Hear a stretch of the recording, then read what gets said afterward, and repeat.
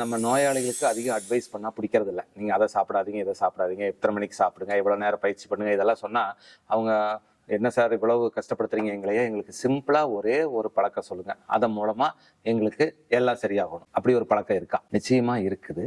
இந்த ஒரே ஒரு சின்ன பழக்க மாற்றம் மட்டும் பண்ணினா போதும், நம்மளோட உடம்போட வெயிட்டு தன்னால குறையும், தொப்பை குறையும். தொப்பை குறைஞ்சாலே தொப்பையிலேருந்து வர்ற டாக்ஸின்ஸ் கம்மியாகிறதுனால ஒருவரோட ஹெல்த்தினஸ்ங்கிறது மெட்டபாலிக் ஹெல்த் எப்படி இருக்குங்கிறது, அதாவது அவரோட ப்ரெஷரு, சுகரு, கொலஸ்ட்ரால் அளவா எல்லாம் கரெக்டாக இருந்தால் அவர் மெட்டபாலிக்லி ஹெல்த்தி இண்டிவிஜுவல்னு அர்த்தம்.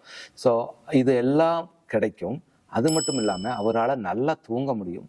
இரவு நேரத்தில் புளிச்ச ஏப்பம், அசிடிட்டி போன்ற கோளாறுகள் வளராது. அதுவும் இல்லாமல் அவர் அடுத்த நாள் காலையில் ரொம்ப சுறுசுறுப்பாக உற்சாகமாக வேலை செய்ய முடியும். இந்த ஒன்று மாட்டினா இவ்வளவு பலன் கிடைக்குதா? அப்படி என்ன பழக்கம் எங்களுக்கு சொல்லுங்கன்னு நீங்கள் கேட்குறீங்க. அந்த பழக்கம் வேறு ஒன்றும் இல்லைங்க.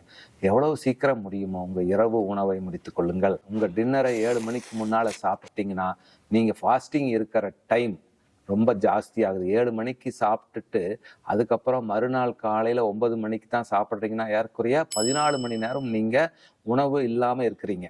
அந்த டைமில் உங்களோட ஜீரண உறுப்புகள் ரெஸ்ட் எடுத்துக்கும். கெட்ட செல்கள் எல்லாம் போய் நல்ல செல்கள் ரீஜெனரேட் ஆகிறதுக்கான டைம் கிடைக்கும். நம்ம உடம்போட மெட்டபாலிக் ஹெல்த்து ரொம்ப நல்லாயிருக்கும்.